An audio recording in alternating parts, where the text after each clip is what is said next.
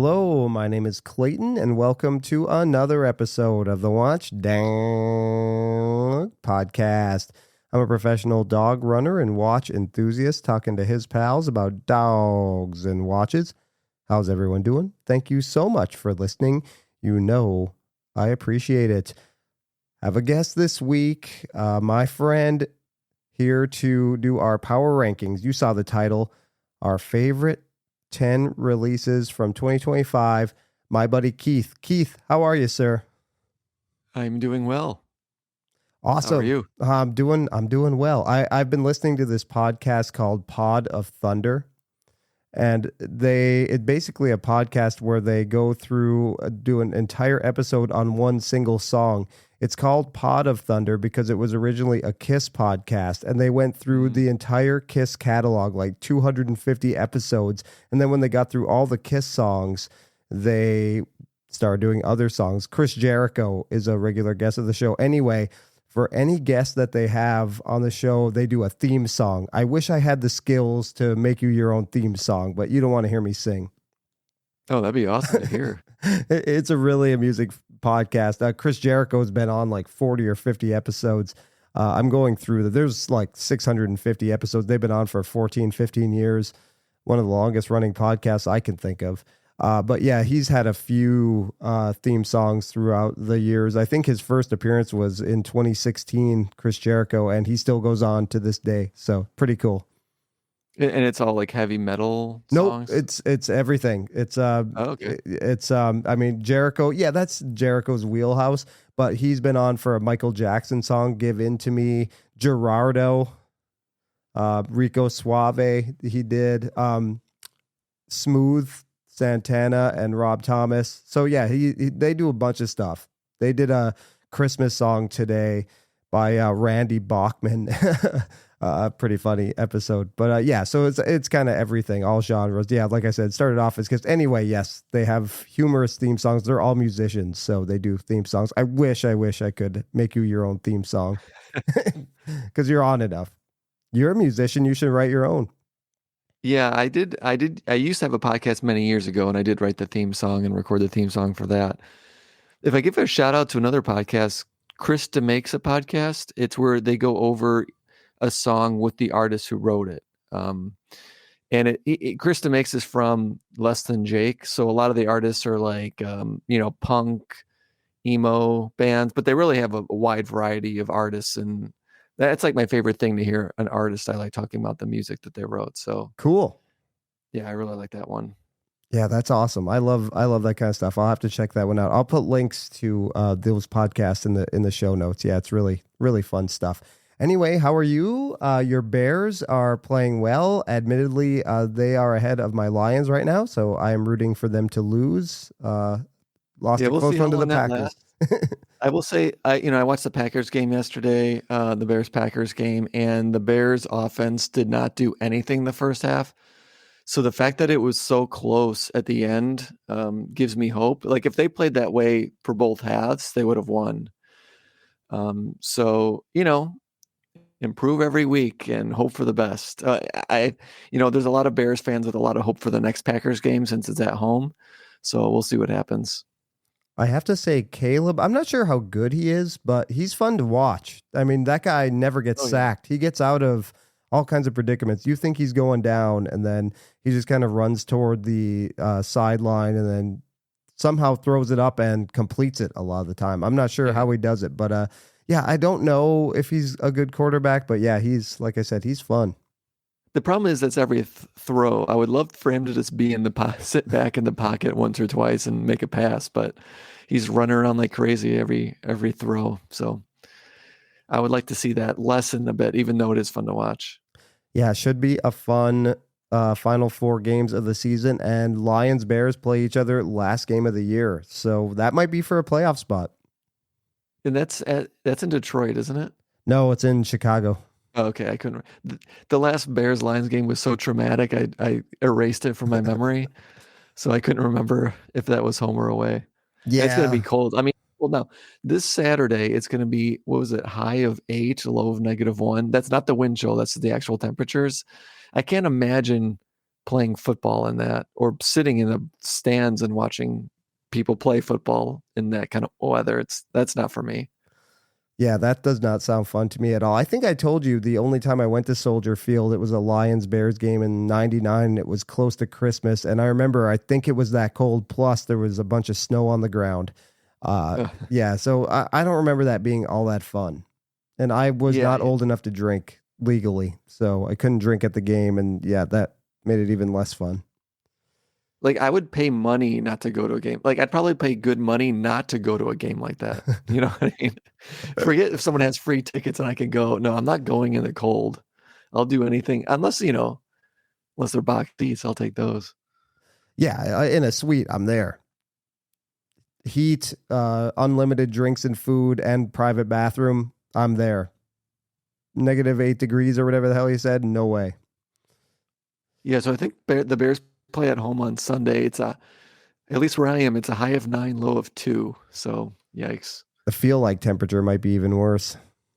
Yeah, I'm sure it will be. Yeah, yeah. Especially when the wind's whipping through Soldier Field. It's like right on the lake, right there. I did a turkey trot when I was in Detroit, and I got to tell you, it was cold. I think it was 30 degrees, but it was windy, and the feel like temperature was like 12. And I gotta say, Midwest cold, I'm reminded that Midwest cold hits a lot different than East Coast cold. Man, that was brutal. Yeah. I live here because my family and friends live here. Otherwise, I'd get the hell out of here.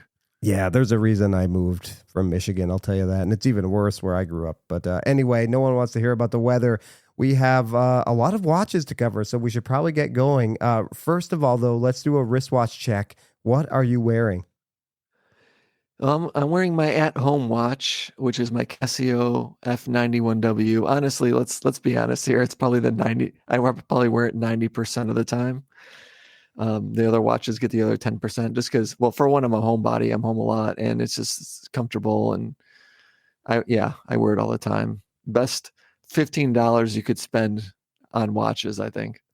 Now, you had one that you kind of wore out, right? And you replaced it? Yeah, the strap completely broke on it, and so I just went on, bought another one. It's back. I think that last one lasted like 6 years or something, so a lot of use out of it. Okay, I'm not sure if I'm surprised it only lasted 6 years or if I'm impressed with that. If you wore it a lot and like probably got it wet and sweaty and everything, I guess that's pretty good. Yeah, I'm pretty easy on stuff. Yeah. Clothes, watches. I can make things last if needed. So. I am wearing my Lions Breitling. They won the other week, or the other day, I should say, against the Cowboys. Feels like a week ago. I don't know what day it is. That was when those Thursday games.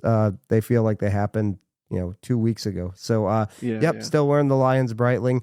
I'm approaching 100 days of wearing on the year. I have that wrist track app. I think my State of the Collection episode, I'm going to go through the wrist track statistics of. This is by far my most worn watch of the year. I think if they at least win one more game, which hopefully they will, then I'll get over 100 wears for the year. Yeah, I have a feeling they will. Well, I don't know. It's been kind of an up and down year, and they lost another player to injury. Brian Branch tore his Achilles, out for the year. Yeah. Did you see the Colts are going? They're bringing Phillip Rivers in. I did not see that. Yeah. Daniel Jones went down also with an Achilles injury yesterday. And I don't know if they're going to sign him or not. And he's sort of like an emergency backup. But yeah, 44-year-old Phillip Rivers, who's a grandfather, apparently, and hasn't played in 5 years, is going for a workout. Yeah, that's crazy to be older than I am now and playing professional football. I couldn't imagine it at my age. Yeah.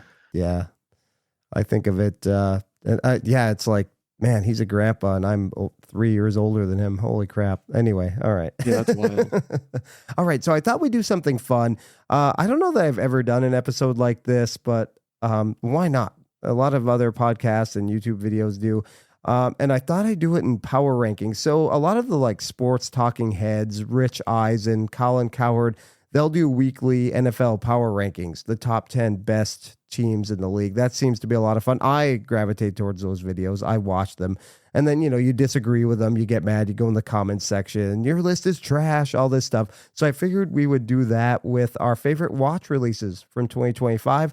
You and I kind of have different tastes, so I thought it would be eclectic. I'm not thinking we're actually going to have any of the same 10, but you never know.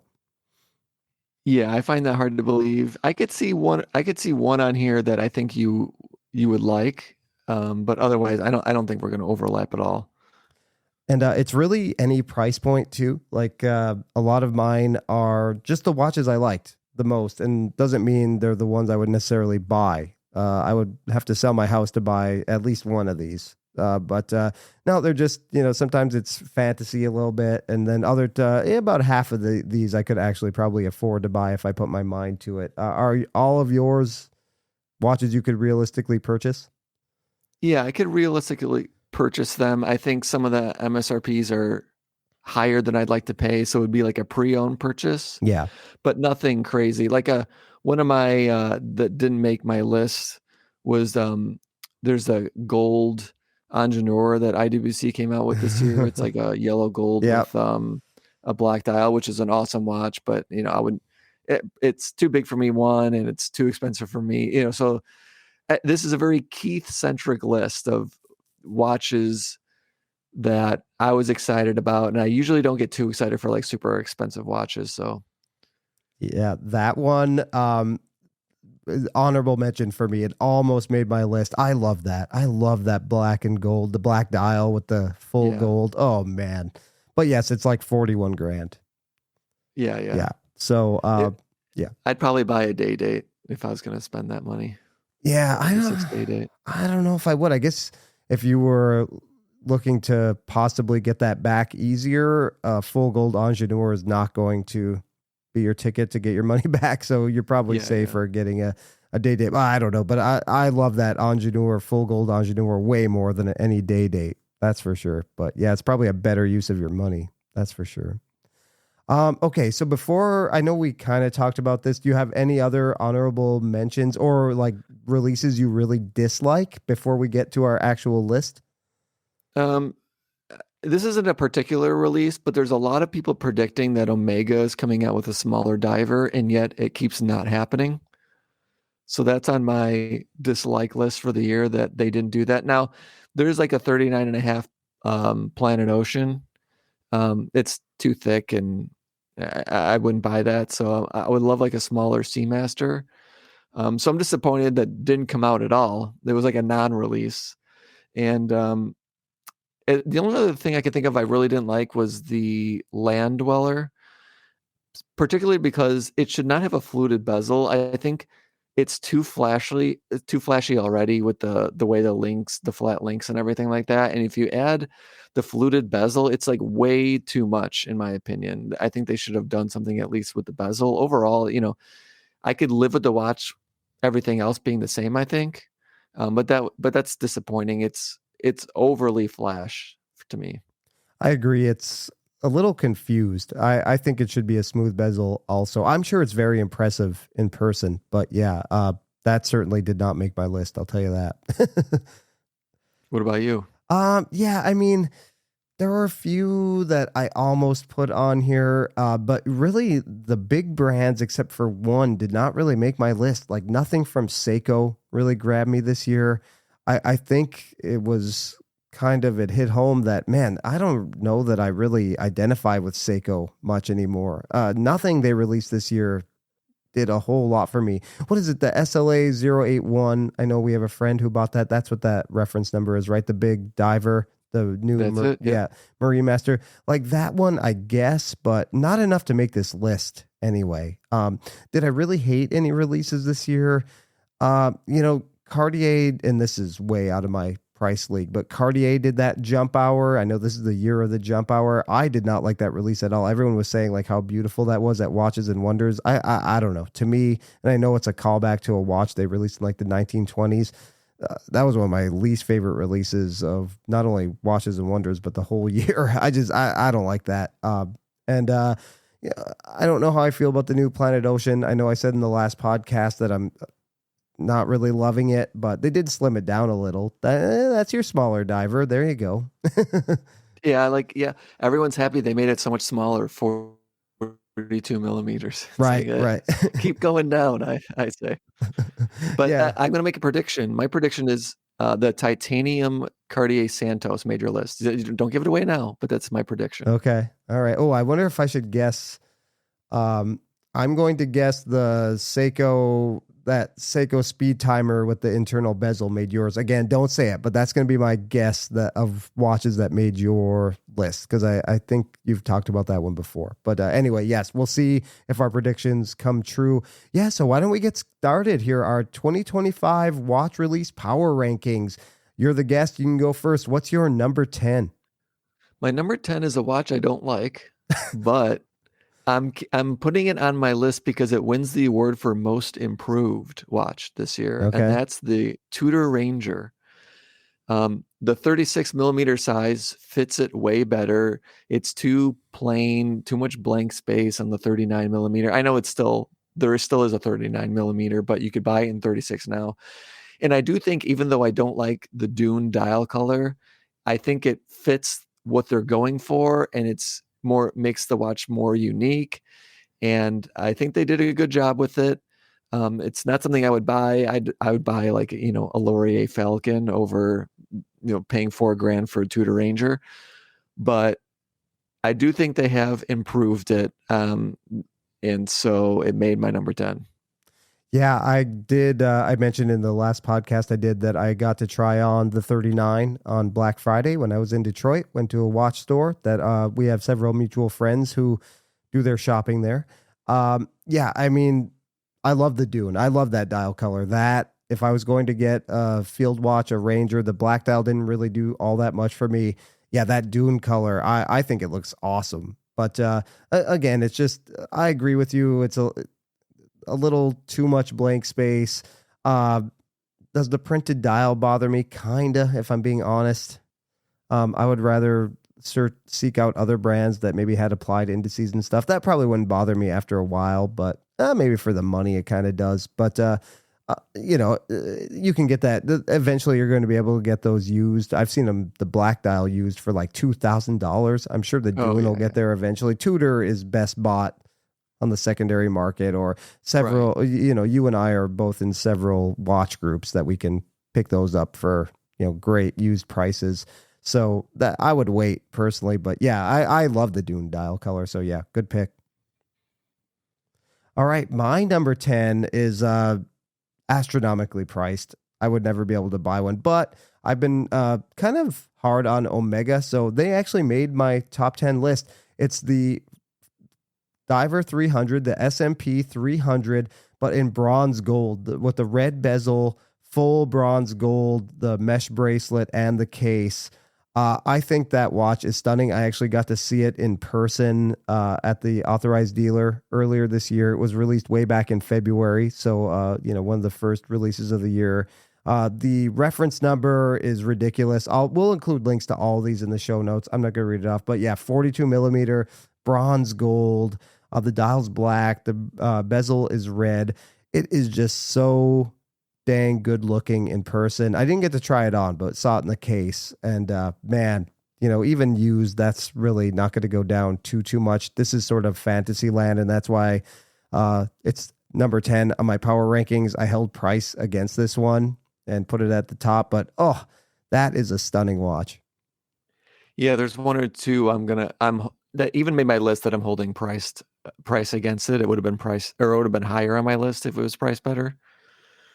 But what was the price on that one again? $32,900. Oh boy. Well, it may have gone up now. I actually found a great website, The Watch Pages, that has every single release from 2025, and I use that as my reference point. I'll put a link to that as well. Not everything is in here. There were some brands excluded, like no Cartier releases, but for the most part, a lot of heavy hitter Swiss releases and Grand Seiko and things too were in here. But so this may be outdated, but as of today on the Watch Pages website, $32,900 USD. Yeah, some YouTubers have already like ranked their watches, and I specifically avoided that so I can make my own list and not be swayed by Me anyone too. I else. have not really watched anything like that whatsoever. So I'm kind of going in clean. I think Teddy did a video and I purposely did not watch it because I knew I wanted to do this. Hmm. So, Yeah. all right. What's your number 9? Number 9 is I feel like a release that just kind of it was just something that was released and no one ever talked about it. And it's the Longines Zulu, the new colorway with the rose gold and black. The bezel and the dial is black and the accents are rose gold. And it probably is the best or second best colorway for the Zulu time. And it just kind of was released and no one really mentioned it at all. So I wanted to give a shout out at number 9. I tried it on. It's fantastic, and it's very similar to they came out the 1925 this year, which is like I think the same, but the bezel is rose gold, so it's a bit pricier. The 1925 that looks great too, but for me, it's the Zulu time rose gold black. Yeah, that's probably my favorite color combination of all of them. I am noticing a theme as I go through my list. I am loving two-tone and like full gold. So yeah, that is a killer design. If I were to buy one of those, it would be that one for sure. I have not seen it in person yet. Hoping to one of these days. Maybe if we meet in person and you pull the trigger on it, I can try yours on. But yeah, incredible. I thought it would be higher. I thought that would be higher on your list. Oh, interesting. Okay. It's tough to put, although, yeah, it's tough for a watch that to put higher that it's just a new colorway Yeah, like that weighted down a bit. If it was it was like, hey, Longines has come out with a 39 millimeter Zulu time, that'd be way higher. But just the new colorway puts it a little lower on my list. yeah, I tried to steer away from that as well, new dial color or new material, but I did fall victim to it. And one may have gotten kind of high on my power rankings, but that remains to be seen. But yeah, great pick. Great pick. I couldn't remember what other variations of that watch were released this year. So I was thinking that would probably make it pretty high on your list.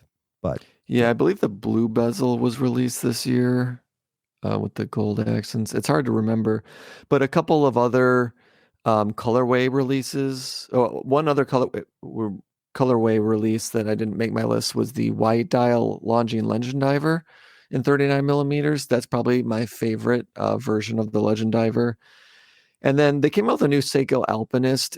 I think there's more differences than just the colorway, but they came out with a teal version this year, which is pretty cool. That was also a runner-up. So yeah. All right. My number 9 is a jump hour from Watches and Wonders that I liked way more than the Cartier, even though the brand is not nearly as highly thought of. It's a brand that rebranded last year at Watches and Wonders. Everybody hated the watch brand. All the watches were sort of generic looking. The watches before had some character, and then they just came out and they looked bland, characterless. This year's releases I thought were much better, but it seems like damage has been done to the brand, and that's Bremont.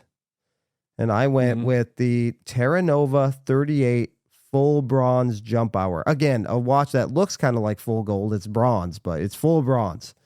I think this is a really sharp looking jump hour. It's legible.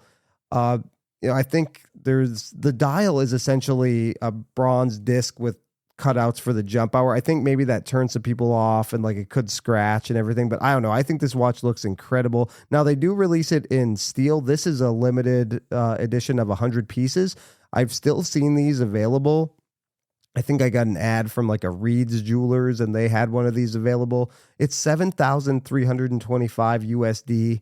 Even though it's a limited watch, it's a Bremont. I think you can probably get some money off of this or wait for it to come up pre-owned. I think did Topper have one of these recently?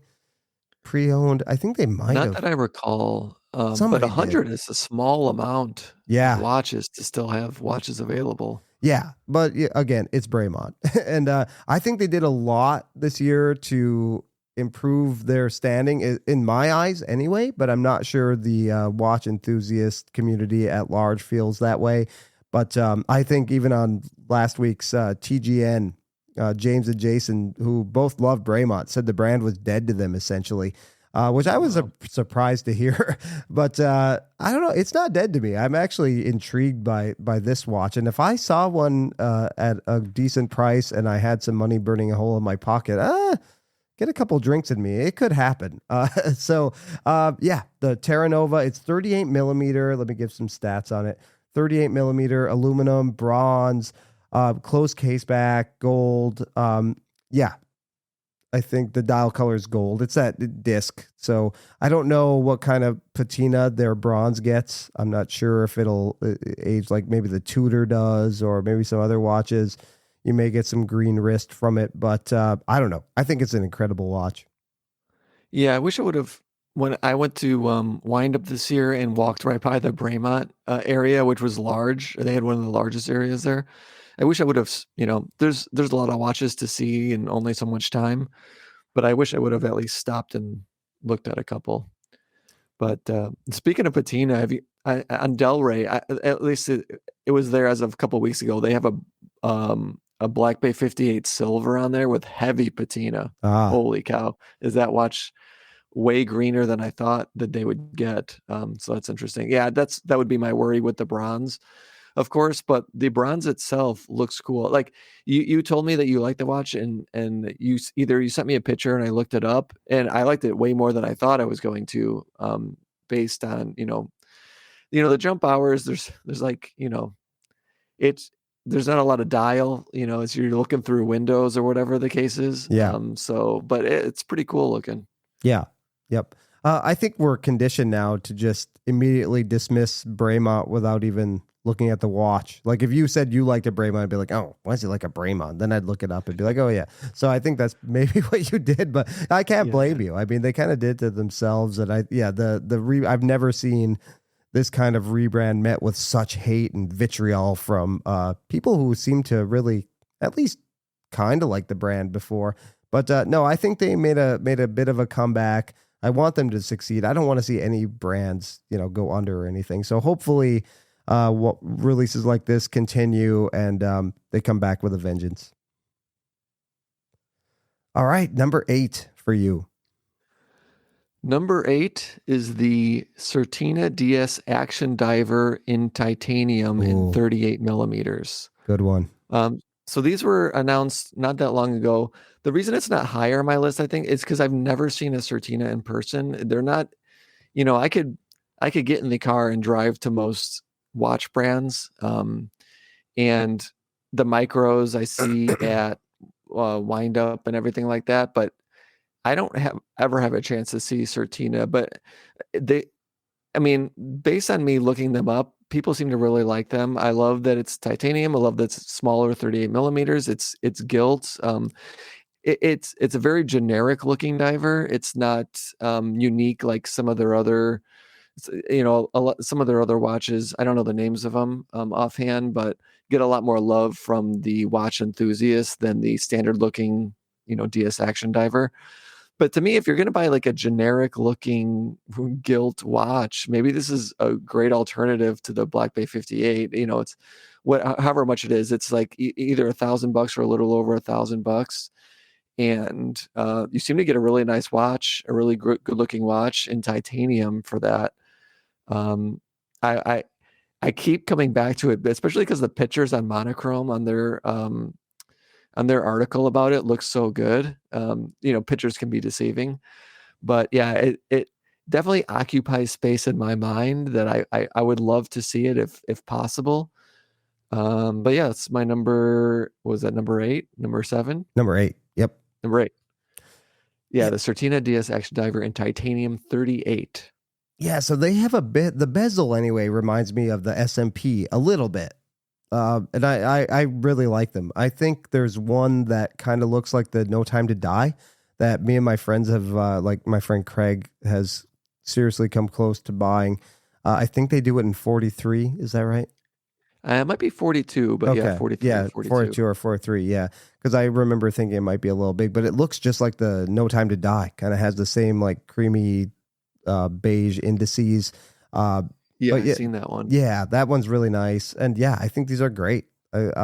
So I think Teddy is a Certina dealer. So if you ever go to Cleveland, maybe they have them in store. Maybe you'll walk upon a taping with Mr. Wonderful there. I would definitely stop by his his store if I was in that area. I think he leaves that for the higher end brands like Grand Seiko, Probably. Omega, Yeah. Breitling, and Yeah. then he kind of, from what I understand, drop ships basically the other brands on his store. Where when he gets an order, like random ADs throughout the U.S. fulfill the order and send it out. That's the way I understand it. I could be wrong, but I've heard that. I've heard that from people who know someone at an AD who was filling an order once for Teddy. So I Interesting. think that's how it works. I think I've heard Federico mention that too, without naming names. He said it without naming names, but I could read between the lines. Yeah. That's how I understand it works. But I think you could request to see some watches at the store, and he'll bring them over.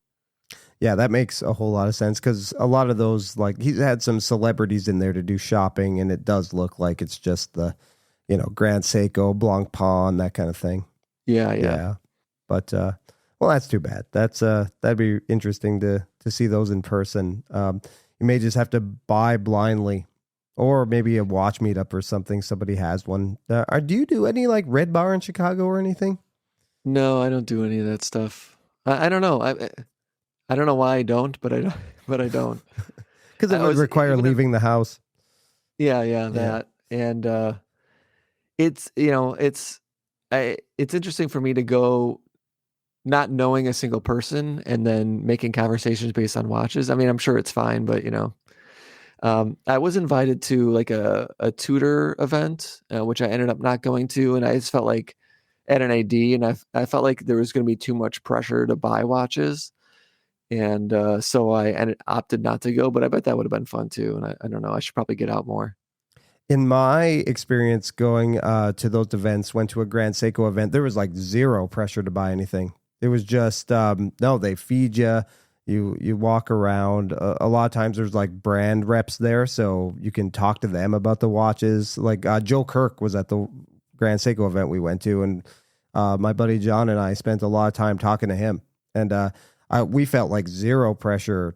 And I wasn't even wearing a Grand Seiko because I didn't own one, but I had my Moser on, and like that garnered a lot of attention from not only other people there, but the sales associates as well. So it was a really cool evening, and we ate a lot of sushi and drank some Grand Seiko themed drinks, and I didn't buy anything. And no, everyone was super cool. So I think next time your AD does an event like that, you should go. Because, yeah, I didn't feel any pressure at all. But that could just be my event. I asked him how it went, and he's like, we sold 40 tutors. Wow. Like, holy cow, that's a lot of tutors. Yeah.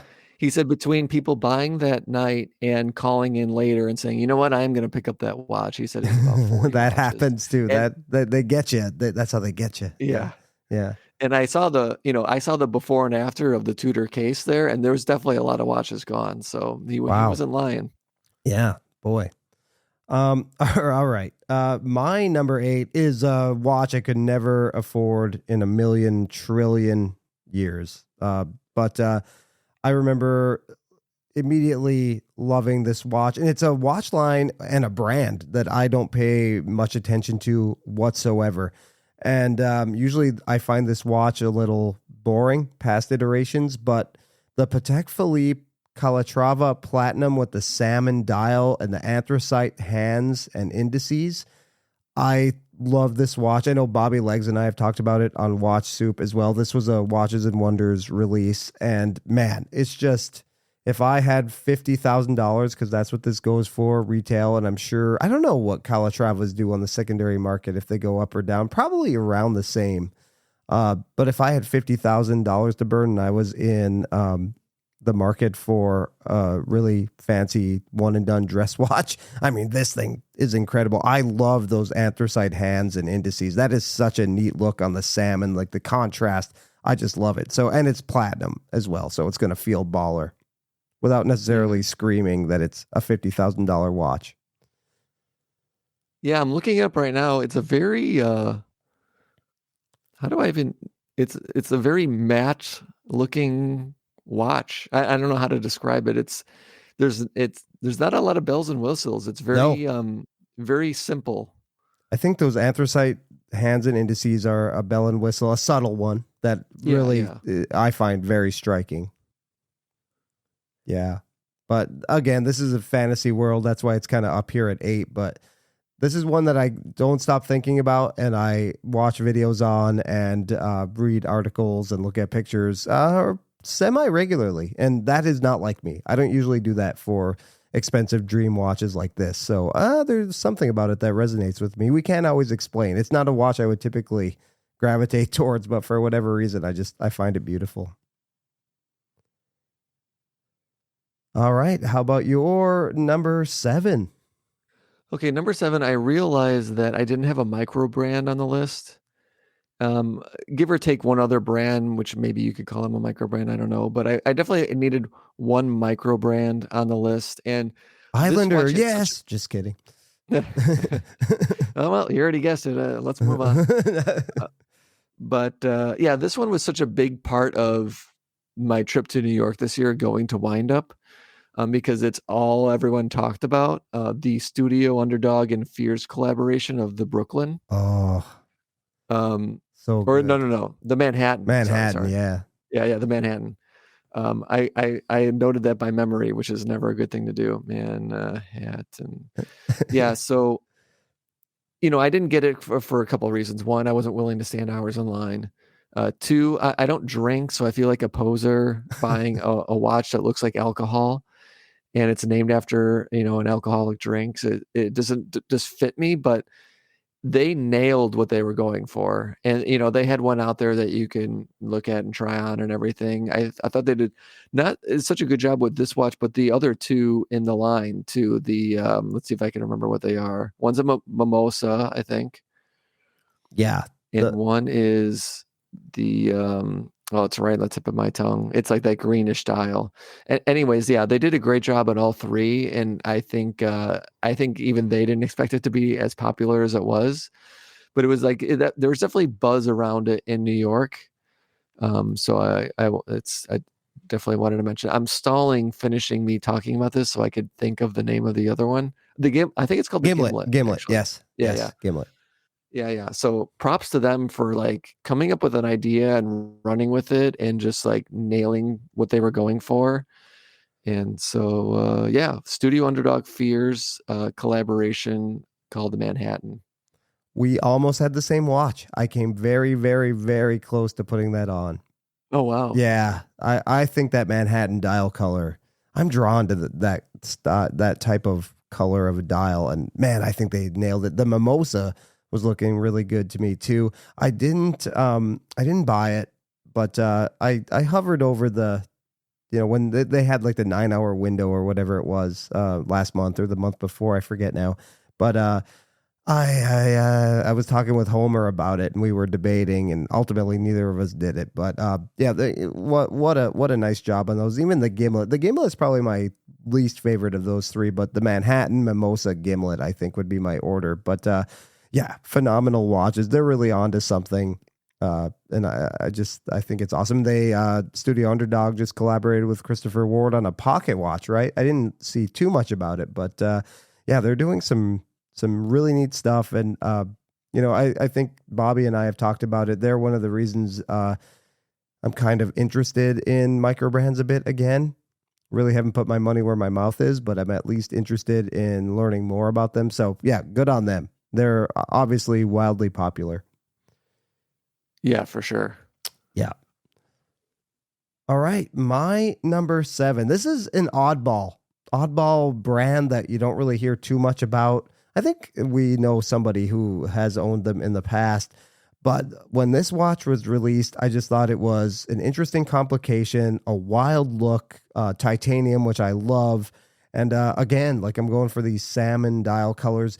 You may not have even seen this one, the Chrono Swiss Pulse One Sand Dial. They made a blue dial. This is the Sand Dial. It was a limited edition of 100 pieces, 41 millimeter. integrated bracelet sports watch in titanium, a retrograde seconds watch.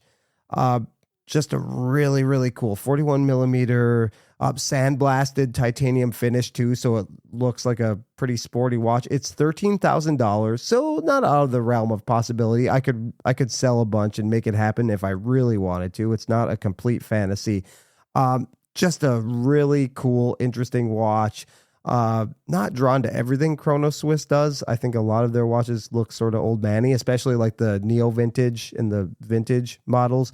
And they just released a jump hour not too long ago as well that I don't love nearly as much as some of the others. It's okay. It's a like rectangular case. But this with the hands are blue, the numerals are blue, but the main dial is sand or salmon looking. I guess it's more sand. It's kind of hard to tell, but more brown than salmon really. But bracelet interesting looking. The links are kind of cool, reminiscent of maybe the Streamliner from Moser a little bit. Very cool watch. Yeah, the bracelet is interesting. Yeah, you don't like it. This is not a Keith watch. I don't know. It looks dated, the bracelet. I don't know. I can't explain it, but yeah, this is definitely not a Keith watch. No. Nothing about it is a Keith watch. No. Maybe the titanium, I guess. But yeah. And like an onion crown on there, which I admittedly not my first choice on this watch, but kind of makes it I really like onion crowns. This is what is it doing on this Yeah, one? exactly. Yeah, this is kind of an odd fit. And again, I'll put links to all of these watches in the show notes so you know what the hell we're talking about. But yeah, this, I don't know. There's another one that it was released in May, and I keep thinking about it, and I keep checking if they're available. So yeah, this Chrono Swiss Pulse 1 Sand. And yeah, they did do a blue dial. The blue dial you might like a little more. But yeah, the onion crowd, that would be my one complaint. It's not a perfect watch. That seems a little out of place on this watch. But all right, number 6. We're getting through here pretty fairly fast. Yeah, so my number 6, and this is one I don't think anyone would call this a micro brand, more of an independent brand. So this watch is by Ming. It's their 5704 Iris. Oh, cool. Their limited edition to 100 pieces. I think I read that it's celebrating their 8-year anniversary or something like that. I don't really get into the anniversaries, but it's probably my favorite Ming that I've ever seen. It has a very different case than they normally have. Very cool looking lugs. I don't know how to explain it. And then they have this like color changing dial depending on when you're looking at it straight on, it looks like it's like purplish pink or something like that. But then when you look at it from different angles, there's all kinds of colors that you'll see. It's a 40 millimeter Ming. Mings were small, at least that was my experience with the Ming I owned. So a 40 would probably actually really work. And it's a bit thicker, so it's a beefier watch, but not like for a Ming, not for a regular watch. So it has some good wrist presence, and the dial looks so cool. It's like it's a monopressure chronograph, which there's hardly any markings on the watch, so I don't think anyone's buying it for that. I know a couple of people that have this watch that really seem to love it. It's crazy. It was only 100 pieces, and it actually was like pretty well priced too. I think the Swiss francs I saw was like 6,700. So, less than 4 figures for this type of limited Ming. Really cool looking, Ming, from what I've heard, is actually difficult to buy, like because you have to go through their website and they'll reject your credit card. It seems like a big rigmarole. So it's not, and it's, more than I'm willing to spend on a Ming also, even though I think it's well priced. But man, is it a cool looking Ming. So I would love to see it in person. I wish I would have, I don't know if they had it there, but I wish I would have went to Watch Time, just to see if I could see that watch in person. But yeah, they did a great job with it. Yeah, that watch is incredibly cool. I did contemplate buying it. And fun note, I actually have a client who's semi into watches. Not really. When that watch was released, he sent me the link randomly. I was like, how'd you even find out about this watch? But he's like, what do you think? Is this a good buy? I was like, oh, great buy. I don't think he ever did it, but man, yeah, what a cool watch that even people who aren't in as deep as we are, it's on their radar. So yeah, Ming is a brand I have yet to own. I don't know that I've even seen one in person. I don't think I have. But yeah, they're always cool, and the neat thing about them is it's unmistakably a Ming. They just have the hallmarks that immediately let you know it's a Ming, and that one is super cool. And people that bought it, right? Maybe you'll get to check it out one day. Yeah, maybe. You never know. Yeah, it's cool that like, a newer brand like Ming has their own unique look. And when you see a Ming from afar, you could tell it's a Ming, but it's not out there. Like it's a pretty, it's how it's yeah, it's not like a crazy looking kind of dial or case, but it's very Ming. And to come out with a watch, in the 2000s, or I think theirs was a little before that, that looks unique and still great. I think that's really tough to do. Yeah, absolutely. Yep. And how old are they? When were they formed? I'm gonna guess like 2015, 2017. Wow, they are that new. Holy cow! Wow, I kind of want to look it up real quick. Yeah. Dead air. Real quick, trying to look it up. About. Let's see. You're on hold here from listening. Let's see if I can see a year. No, I can't. Anyway, I'll try to provide that somewhere in the show notes. But yeah, incredible. Oh, I think I found it. I think Okay. it's 2017. Wow, I didn't think it was that new. We talk about Christopher Ward doing cool things. They've been around for a while. They've been around for a minute. They were 2004. Yeah. 8 years. I mean, yeah, for them to establish their own kind of like that people immediately know, even people who are not really into watches, like my client who messaged me about that. Yeah. Kudos to them. All right. And like each release, it like they do something either interesting with their dials, or they're interesting with their movements. Or there's always something new. It's not the same thing over and over again, even though they have a similar look. They're always trying something new, which I appreciate. But anyway, continue on. I actually was going to say, I actually thought maybe in the last year or two that they sort of lost some steam.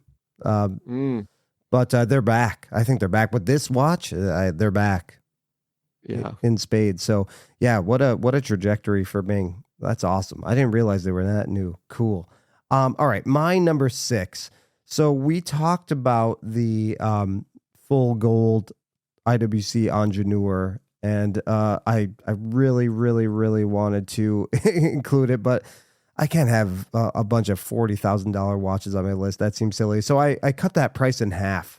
20,000, 19,500, and I went for the Ingenieur 42 in black ceramic. I like blacked out watches. I've owned several. I really want an Ingenieur. I probably won't be able to swing 20 grand for this black ceramic, but this one was released this year. They reintroduced it last year or the year before. Man, I think this looks like a Darth Vader badass watch. Man, fully blacked out Ingenieur. Just a great release. And I've seen the Ingenieur in person. I've tried it on. Wears like an absolute dream. And man, if I had 20K laying around, I'd be dangerous. I'd be rocking one of these things. So which one did you try on? I tried on just the standard pre-owned model in New Jersey this summer when we went to SummerSlam. Watches of Switzerland had one. They what is it? Collective or one of those Analog Shift maybe. They have like a used watch section within Watches of Switzerland, and they had one. And oh man, it's so good. Just wears like a dream. The steel, not the titanium. It was steel. Yeah, I wonder what this would go for pre-owned. Yeah, I don't know. I think they cool a little bit on the secondary market, but not horribly. I don't know. I don't even think you could get this for 15. Probably what, 18? Be a little bit off, I would say, but I don't know. It's not limited. Yeah, this release escaped me. I didn't I know that this didn't. I didn't know about it, but I'm looking it up now. It looks great. I like blacked out fancy watches like the Santos large. That's I think maybe our friend Wolfgang has it. The all blacked one DLC. Mhm. That's really cool. Like I like when you take a luxury watch and sort of badass it up like this. Looks great to me. Yeah, I know. We know someone with the. At least he had the ceramic Laureato. Yeah. Um, I wonder. I don't know the price of that one, but yeah, I mean, you could wear it all day and looks good as new, which appeals to me. That's for sure. That's right.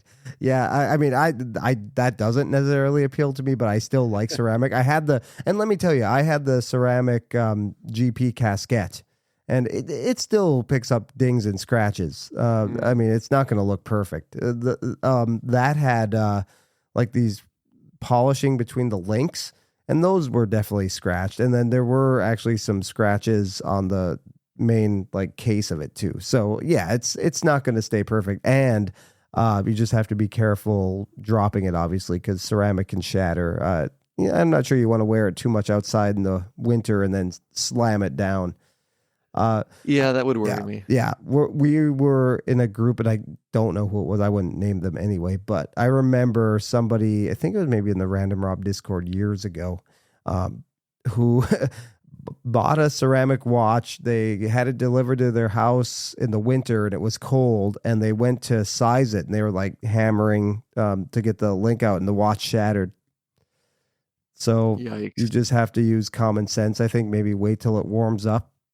Pro tip: if you get a ceramic watch delivered to you in the winter months, let it warm up a bit before you size it, or just be careful because that could happen. So that's the one downfall. Yeah, yeah, that would worry me. Yeah. But yeah, really, really cool looking watch. All right, number 5. We're getting halfway there. All right, number 5, the Grand Seiko Spring Drive UFA I knew it. SLGB003.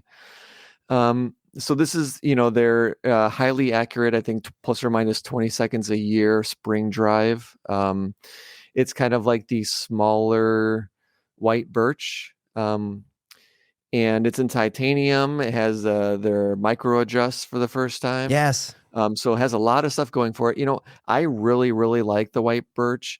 It's a little big for me, especially with a 21 millimeter lug width with a bracelet that doesn't taper. So it's a little big than I prefer. So this is a little more. I do, I'm a watch enthusiast that has to, nitpick, but it's a little smaller than I'd prefer probably. Yeah. I have not tried it on, but Seikos wear small and Grand Seikos wear small in general. So 37 millimeter probably wears like a 36 or 35. But they made this for people like me who want the white birch. It's a little big. And I think they really did a great job with this. I'm excited to see it in person. I should have made a point to see some of these before doing this episode because I could just drive to the Grand Seiko 80 that's pretty close. But um, the one knock, it's expensive. It's I think what 11 grand or something Yeah. US.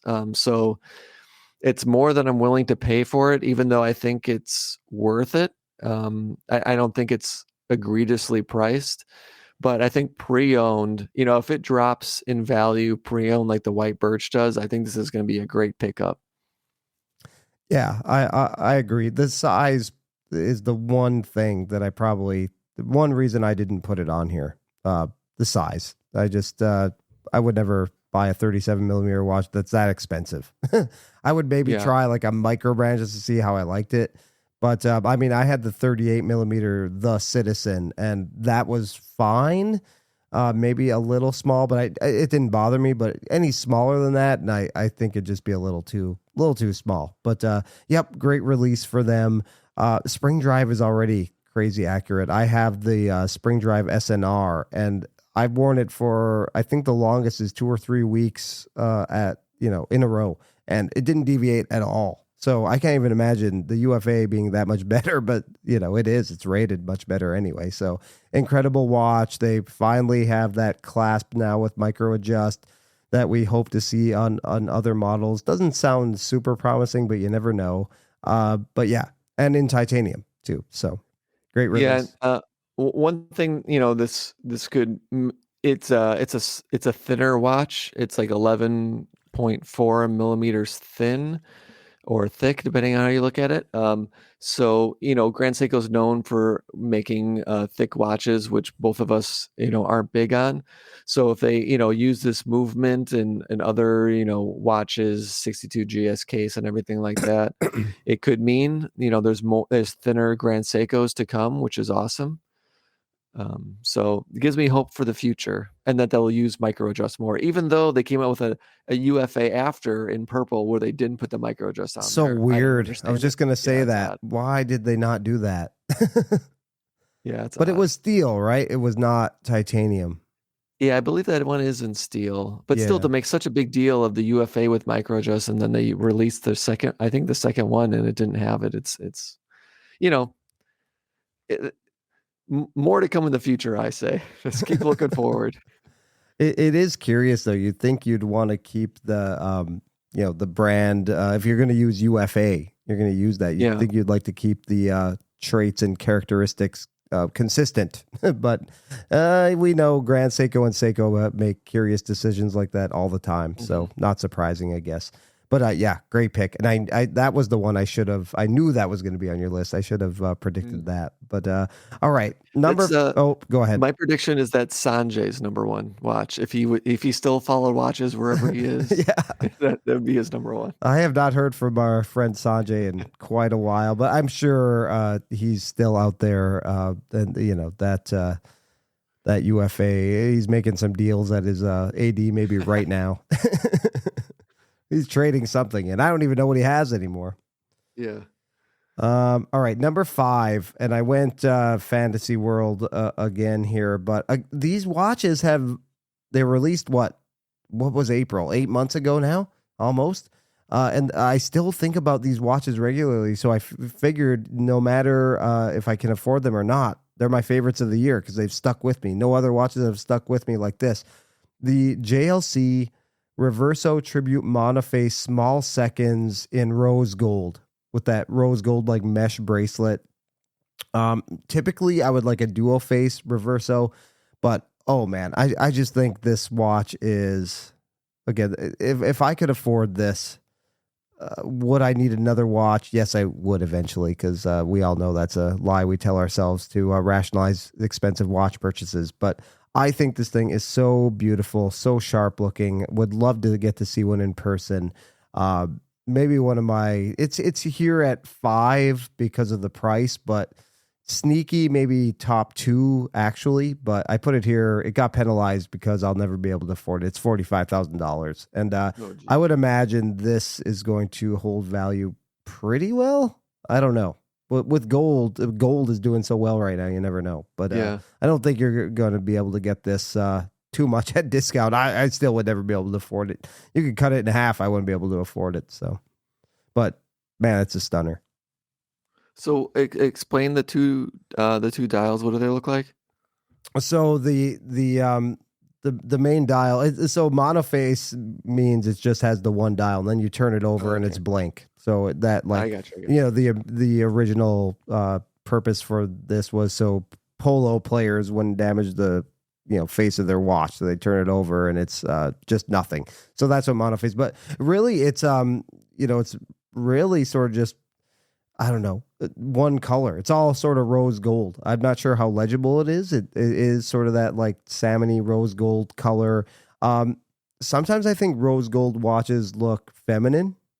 Watches with Dennis, he had a live stream this weekend. He was talking about the new or from Watches and Wonders, the Parmigiani Toric in rose gold, and I thought that watch looked very feminine. But this, I could rock this, no problem. I don't think this looks super feminine, but yeah, beautiful, beautiful watch. I'm almost done with my Fantasyland watches. I have one more on my list, but Okay. Yeah, we're getting there now. Number 4 for you. So number 4 is by a brand I'm not big on, admittedly. It's a very popular watch, and I think they've made the best version of that watch. and this is the Tissot PRX in titanium in 38 millimeters. Nice. Good one. People like me, I think the 35 is too small and the 40 is too big. So the 38 is probably the perfect size for the PRX for me, at least. And adding that it's in titanium, adding like it's a gray dial with either like copper or rose gold accents. I think they've really knocked this one out of the park. I wish I was at a Tissot AD not that long ago, but they didn't have it in yet. But I mean, when I look at I will say PRXs look better in pictures than in person, but even so, I think they did everything right with this watch. So I'm really looking forward. And because it's relatively affordable, this could actually be a maybe buy. So yeah, I got to give props to brands giving us what we're asking for. We've been asking for 38 millimeter, at least I've been, PRXs. They delivered in the best way. So the Tissot PRX titanium 38 millimeter. Yeah, that's a great pick. Awesome watch. Do you have a Tissot dealer near you where you can go check this out? Many, yes. Yeah. Okay. Yeah. We have one. So I've been actually thinking about going to check it out. Yeah. And they did the carbon fiber one recently too, right? That also looks pretty good. Yeah, they did a carbon fiber, and then they did. I'm blanking on the name of the type of case and dial it is. I'll have to look it up. But they came out with two 38 millimeter watches, the titanium one, and then the other one in the type of case that I'm blanking. That might be the one I'm thinking of, actually, not carbon fiber. Yeah, something like that, though, right? We're a great informative watch podcast here. Yeah. Hey, I made sure I knew the one I picked. The other ones, yeah, it's hit or miss if I'm going to be able to. You get the drift. Yeah, incredible. Yep, that's a great pick. All right, my number 4, my last one in fantasy world for me. This is a grandpa watch, but I love it. This screams like I've talked about my great uncle who wore what might have been a real Rolex or a fake Rolex. I don't know, but I remember him wearing like a gold watch, and he had hairy arms and chest hair, out. This watch screams this to me. It's the GP Gerard Perregaux Laureato 50. Limited edition of 200 pieces. It's a two-tone Laureato, and it would fit in like the mid 80s to me. This is like, this is so cool. I think it's awesome. 39 millimeters too, perfect size. The price is $31,037, which is an odd price, $31,037. But again, another watch I will never ever be able to afford in a million years. But yellow gold, steel, yellow gold. The bezel is yellow gold. The crown is yellow gold, and then the mid links are. Oh man, it's just so good. Looks so great. I don't know if these are available anymore. 200 pieces, not very many pieces, but man. If I win the lottery and this comes up, I'm buying one of these. This will be my FU. I won the lottery. I'm retiring watch. I think it's so awesome. Yeah, You're Terrific did a video on this one. Oh, did he? I didn't see it. Yeah, I love this watch. Yeah. Have you ever owned a two-tone watch? I had the Oyster Quartz, Rolex Oyster Quartz that was two-tone. Yep. White, yellow gold bezel and crown. Yep. And that's a grandpa. My wife actually hated it because she literally called it a grandpa watch. But yeah, this is a grandpa. This is a rich grandpa watch. This is not a grandpa watch at all. Yeah, this is like a modern. I think this really works for modern day. It's like a modern, great looking two-tone watch. Yeah, like Philip Rivers is a grandpa at 44. He could wear this watch. He's a cool grandpa while he's playing for the Colts. But yeah, I love this thing. I need to watch that video. I have been admittedly way behind on YouTube content, so I need to. I feel like I haven't even seen his videos pop up recently, but I guess they have. I need to watch it. So good. All right, your top 3. We're in the top 3 here. How about number 3? Yeah, first of all, I want to say that the other Tissot PRX and 38 is Damascus steel. Damascus steel. That's it. It wasn't carbon fiber that I was thinking of. Damascus steel. Yes. But they might have come out with one with a different type of case. Maybe it's a That's the one I can't like though. remember. The one you said, the Damascus steel. That's the Okay. one I like. Yeah, that's the one I was thinking of. Yep. Anyway, my number 3, the first watch I've ever liked by this brand, and they've been around for a long time. And this is the first one that's appealed to me, the Breitling Super Ocean in 40 millimeters. Yes. They nailed the dive watch for me, at least. They came out with the 40 millimeter this year. Is the first time they've had a 40 millimeter, at least in the recent times, Super Ocean. I don't know if they've ever had one. I think the last one was 42. So they came out with the 40 in black and green. The green is a great green color. They really nailed it. And I went to the AD and I asked to try this on, and it just like fits me like a glove. I think my one thing I would change is I would have like different markings on the bezel because it's just lines. But overall, I mean, sometimes I like spending money on a watch and it looked like you spent money on a watch. Like the way Breitling does with their polishing and everything, it looks like you're wearing an expensive watch, which kind of does appeal to me. I mean, it is an expensive watch, so it should look like that, I guess. Yeah, I'm looking forward to other colorways. Maybe they do a black and rose gold in the 40 like they have in other sizes. That would be really cool. But yeah, the bracelet is really cool. It's what's the word? I don't know. I'm bad at words when I'm being recorded. I'm bad with coming up with words. Mesh. Yeah, it's mesh. Yeah, it's a mesh on that one. Yeah.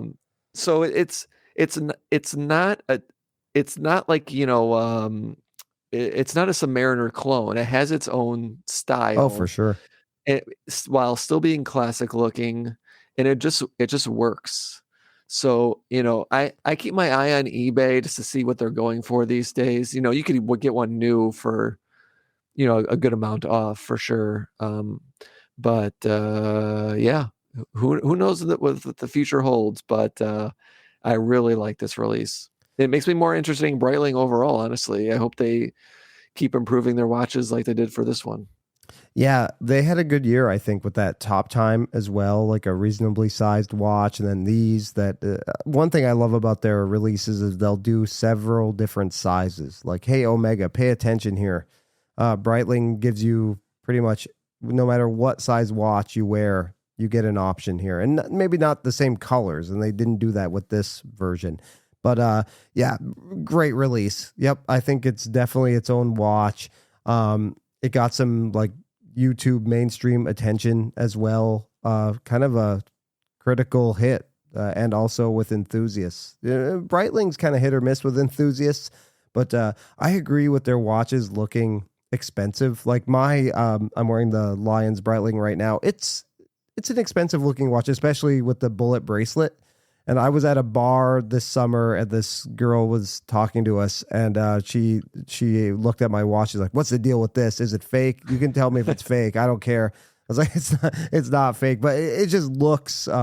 It's a big chunk of steel, so it just looks impressive." And I think Breitling kind of nails that. So yeah, to me, I got to pick my spots. Like I've said before, like I own a Grand Seiko. No one knows what a Grand Seiko is outside of watch enthusiasts. No one knows what watch I'm wearing, but it looks expensive because it has these flat surfaces with this high polish. Right. So I do pick my spots wearing it sometimes. But when you're in the mood for that type of watch, it's great to have one like that. Yep. I don't always love polishing, but I understand that. I understand.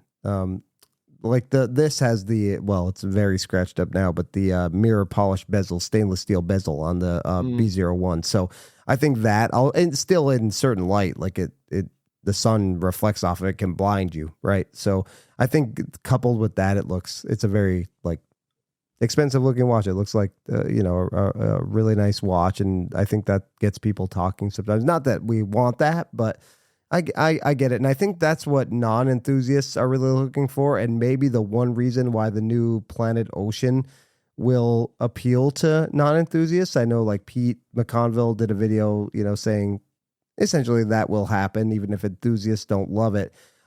They like a non-enthusiast, like a big watch, and they like a shiny watch because they're only going to spend that much money one time, if maybe two, but on a watch. Mhm. So yeah, they like that kind of thing. So I can see it, I guess, from that standpoint. A Planet Ocean with polished center links appealing to people for sure.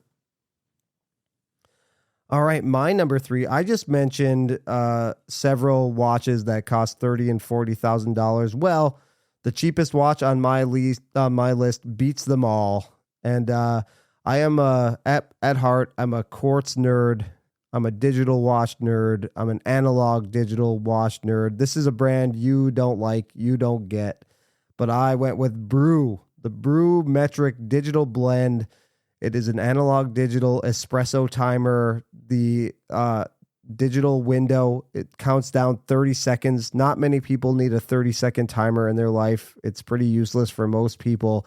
I think this watch is awesome. I want to buy it for my mom. I haven't yet. I kind of want to buy it for myself too, if I'm being honest. I think this is just another watch that has stuck with me. Still, I gravitate towards Casio watches, towards analog digital watches, and man, this thing scratches me right where I itch. Love it. Number 3, the Brew Metric Digital Blend. It is pretty cool looking. I will say. Did you see it at the wind up? I don't remember seeing this. I'm looking at pictures now. I don't remember seeing it there, but I didn't spend a ton of time at that table. Yeah, you don't love them. It's they wear oddly, it's kind of like a square watch, 13 millimeters thick, which is kind of interesting for a quartz watch. That a little thick, but yeah, I don't know. I love the bracelet. It looks like a decent clasp on there as well. Has some micro adjust, not toolless, but I don't know, man. I think it's rad. Very retro looking. Yeah, that's for sure. Yeah. All right. Number 2. We're getting there. All right. Well, first of all, I want to say the Breitling Super Ocean Heritage is what I picked for. Yes, I don't think I said the Heritage Yeah, part, but that's right. Not the regular Super Ocean. But anyways, hopefully people got that. And my number 2 is the one I guessed that you were going to have on your list, but then you said at the beginning of the podcast you almost put it on, but it didn't make it. And that's the Seiko SLA 081, their big Marine Master. Yes. It's such a cool watch. I did get to try this on in person. A mutual friend of ours has it. It's over 45 millimeters. It's like 45.3. It's 16 thick. It's laughable when I see the wrist shot of me wearing it because it's so enormous, but it's such a cool looking watch. I know there's a lot of like tech behind it too, the way the case was put together so it could go like 600 meters, deep and all that stuff. It has, I think it's a new movement, but it's basically, people were thinking it's like the same as a Grand Seiko 9S movement. So it's a high beat, really cool dial with the waves on it. If this was like in 40 millimeters and maybe like half, maybe not half the thickness, but like cut way down on the thickness, this would, I would love to have something like this. Now it was only 600. It's limited edition, 600 pieces. I think from what I heard, the US didn't get many at all. Like I know like the Seiko store in New York got one, I think. So that tells you how many are out there. So definitely a difficult piece to pick up from what I've heard. But it's supposed to be big. Like that's kind of like the point of the watch. So it's not a knock against the watch. It's a knock against me owning the watch. But it's basically a Grand Seiko with the Seiko name, which they've had other watches like that too. But such a cool watch. Yeah, the Seiko SLA 081 in titanium. Very cool. Yeah, I'm assuming it's going to wear very closely to my titanium SNR, which wears fine. You'll bump it on stuff. It's definitely thick and chunky. Definitely has some presence, but in terms of weight, it's feather light. I mean, for as chunky as that watch looks, people are always stunned when they pick it up and like, whoa, it's sort of a mind trip. right? For some watch that thick and chunky to be so darn light. It's really, really cool Seiko. Yeah, it almost made it. I'm on some Seiko Facebook groups and stuff, and there's one guy in particular who posts a picture of this watch every day. He's just in love with it. He's owned a lot of like more affordable Seikos. This is his first like jump up into luxury Seiko. And I know a lot of people poo poo spending that much on a Seiko, but they're so good. They're really good. And yeah, this is definitely a beauty. And have not seen any really come up for sale pre-owned yet. I wonder what they'll go for. Probably right around. Probably right around retail. I don't know. Maybe a little less. Yeah, it looks like retail. I don't know what it was in US, but in euros it's 5,200. I think it was around in US it six. was like I 6. think it Yeah. was 6. Yeah.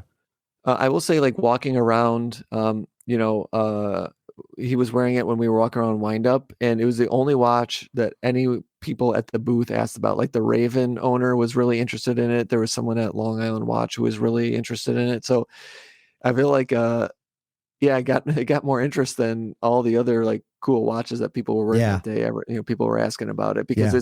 you just don't get to see it. There's so few of them. So Absolutely. and it's new on top of it. Yep. And yeah, I think maybe it was you that told me that that the U.S. did not get many at all. So yep, really cool watch. All right, now my number 2 is, you guessed it. You said it would make my list, and it did. The titanium Cartier Santos, released last month before, pretty new release.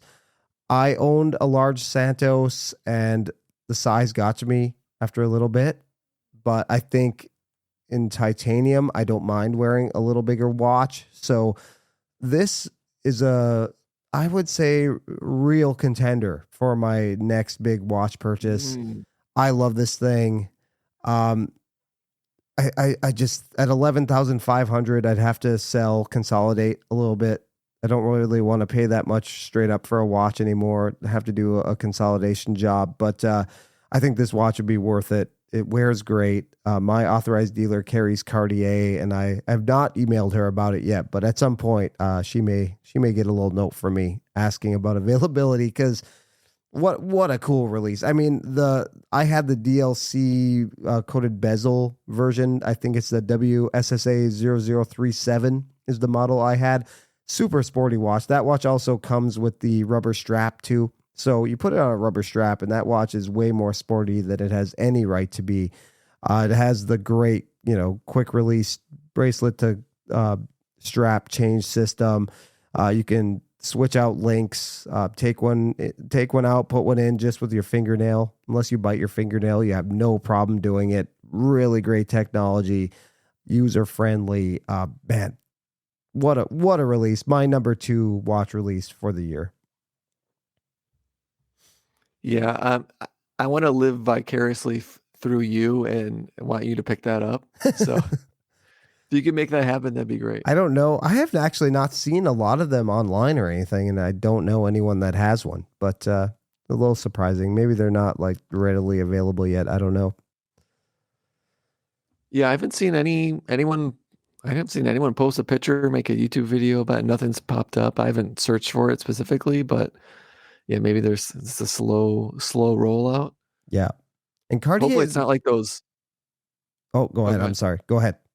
I was gonna say, hopefully it's not like the solar tanks that were like impossible to get. I imagine not, but yeah. I should ask. But Cartier is one of those brands that it's okay, I think, to buy new, even though you don't really get a discount. They're not that much different on the secondary market, and also you can get an 8-year warranty on them. I know somebody who just bought a Santos and was going to buy it pre-owned, but it was only like $1,000 less. And then he went into the boutique and they offered him the extended warranty. I think I have an 8-year warranty on my Breitling also, buying it through the authorized dealer.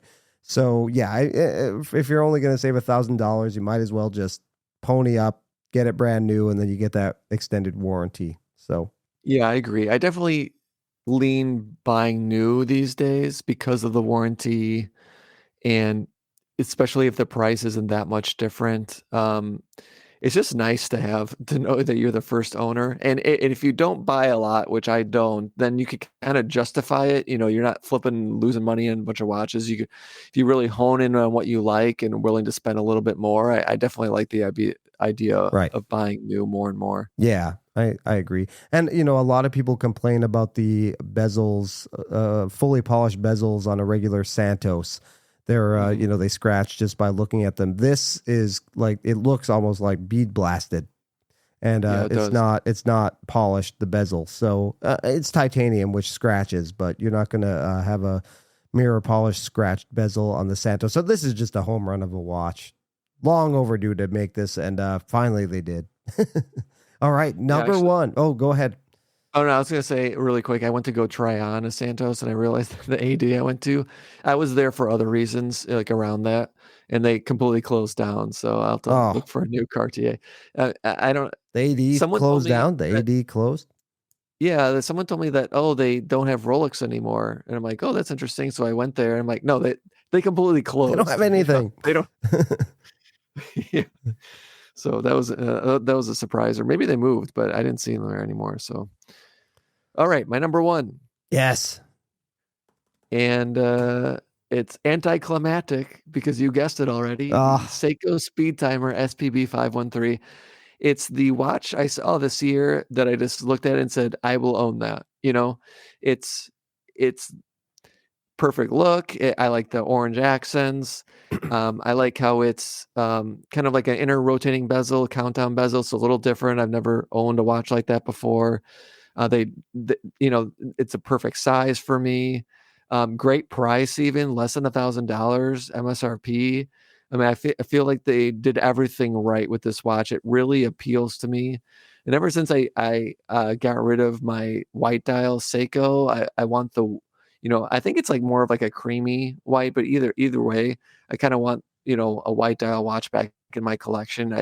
You didn't have any Seiko on your list. I had 3 Seikos, including a Grand Seiko. I had a Seiko as a runner-up. I still love Seiko. I love seeing them put out watches that really appeal to me, and this is it. So, yeah, Seiko SPB 513, and they also have a 515 and a black dial. It's a really nice looking watch. I want to go to my Seiko AD. I should do that soon. See if they have that watch. I'd like to try it on, and yeah, it's really, really nice looking. I kind of like the Datsun one. I know we talked about this. I always thought the Datsun logo was kind of cool, and I remember those around when I was a kid. That's a defunct, or they turned into Nissan, right? I think is what happened with Datsun. But I know they did a collab with that watch. But yeah, the one you're talking about is just really cool, and yeah, hopefully get to see it in person. Yeah, I went to the Seiko store to look at it. They didn't have one in yet, but I'll go back at some point. Yeah, I should text my guy. Some bored wintry day where I've nothing else to do. I'll go back there when it has a 8-degree feel like temperature. Yeah, exactly. That would be that I can only hope for an 8-degree feel like temperature these days. So. Oh God, I'm not emotionally ready for winter. I'm just not.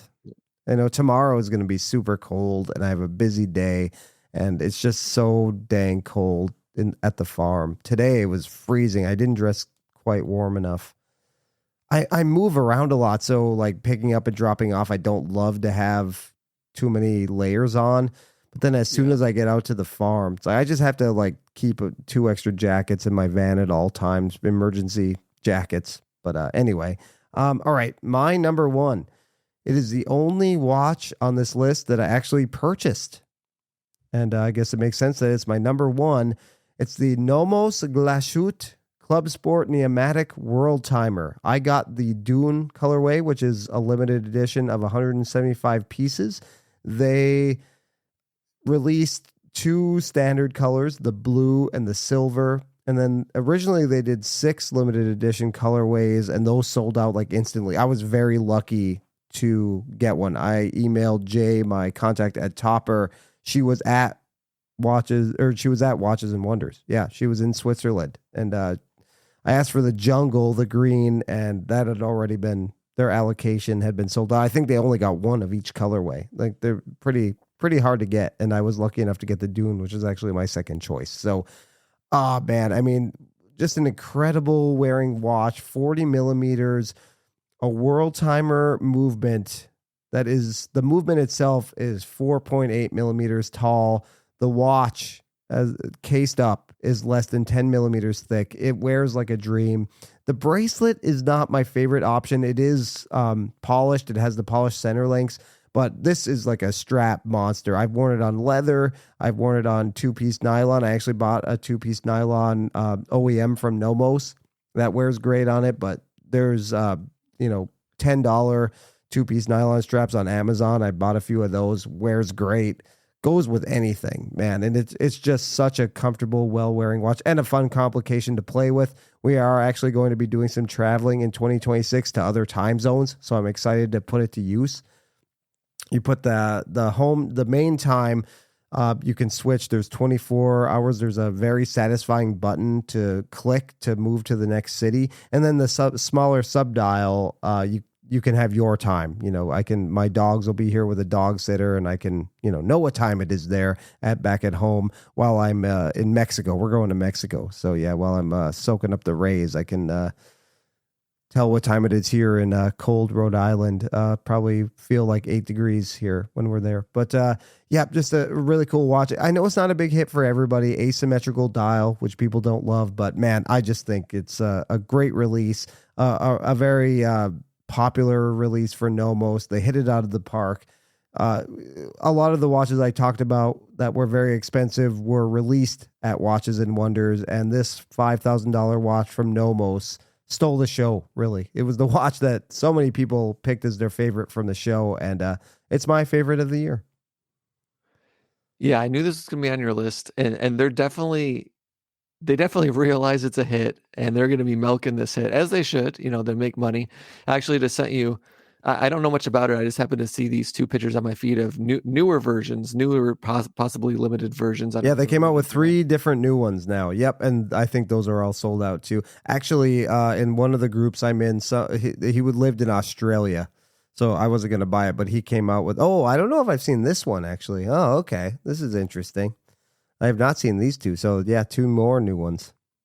I know they came out with 3, like Nightshade or something. Mm-hmm. And those were really neat looking. But yeah, it's a watch that it's so easy to wear. And you think of some of these brands like Omega and Tudor who can't seem to get their watches at a reasonable thickness. And then Nomos can do something like this. Like, come on, guys, you can figure it out. I mean, before the year started, this is why you shouldn't invest in watches or whatever. But if you would have told me at the beginning of the year, one of the biggest hits of the year is going to be a Nomos, I just wouldn't have believed it. But it's it's just crazy how out of nowhere a brand can come out with like a big hit like this. Yep, exactly right. I've never given Nomos the time of day. I'm not drawn to any of their other watches at all. Even the other like Club Sports don't really appeal to me that much. This one, for whatever reason, I love the complication. I love that they nailed the thickness or the thinness, and man, immediately knew I wanted it when I saw it. So, yep, it's crazy. That's why there's hope for brands that seem a little like down and out, like Baume and Mercier, or I think Frederic Constant is there. They just the designs are just not appealing to a lot of people, I think, but the technology and the movement is there. If they just come out with a watch that people like the design of, I think they're so close. I think they can nail it, but they just haven't really done it yet. But other brands can do it. But okay, there we go. Our power rankings. Yes. I don't think we need to run down the list anymore. I'll put the lists. I'll put your list and my list in the show notes with links. If you can send me some links, that'd be very helpful. And people can check out the watches we've been babbling on about for an hour and a half or so. But that was fun. I think we made good time, and very different lists, which is fun. I knew they would be. I knew you and I have different tastes, and we successfully guessed a few watches. But yeah, the one I wish I put that I almost put, I don't know what I'd really sub it out with, but the Studio Underdog Fears collab. I love that watch. Yeah, that's. There was a meetup recently that I did not go to, and I saw some pictures of it, and one of the guys there had it, the Manhattan. Like, oh damn, should have went. Could have seen it in person. That's another one. Like at the beginning of the year, one of the biggest hits of the year is going to be a Studio Underdog and Fears collab. It's like, okay, yeah, whatever. Yeah, yeah, sure there is. yeah. Here we are. It's a fun time because the price point is not bad on those. Like, what was it, $1,500? Like, that's not terrible. Like that. Yeah. Mm-hmm. And I think now when Omega is getting further and further out of reach, and so many other brands are raising their prices, it's fun to think of what we can get for $1,500 and a really cool, desirable watch. And you could sell that, and not saying you'd make money, but you at least get your money back because they're only available for a short amount of time. The Manhattan was only available there, right?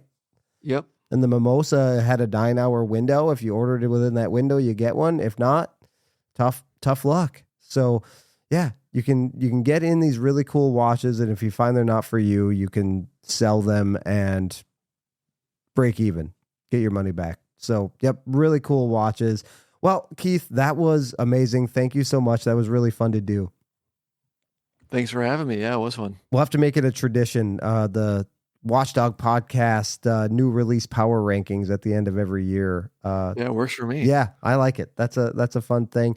And go Lions. We'll meet your Bears in a few weeks, and hopefully they miss the playoffs. But a part of me does I had to root for Green Bay yesterday because we've already beaten the Bears once and play them again, and Green Bay swept us. So I kind of I was rooting for the Bears to lose, but not the Packers to win, I guess. But if that makes sense, if you can possibly do that. But anyway, I look forward to seeing how the rest of the year plays out, and we'll have you on the podcast again very soon. Thank you. Sounds good. All right. And please let us know your power rankings of 2025 watch releases, your top 10. You can leave a message on the YouTube video of this podcast. This gets released as a YouTube video. Put it in the comments section. You can shoot me a message on Instagram, and I will share them with Keith as well. You can rate our list too. Do you hate our rankings? Is mine like way too dream world, way too expensive? Do you like Keith's more? That's okay. Let me know. Yeah, shoot me a message on Instagram. Post a message on YouTube. Would love to hear from you.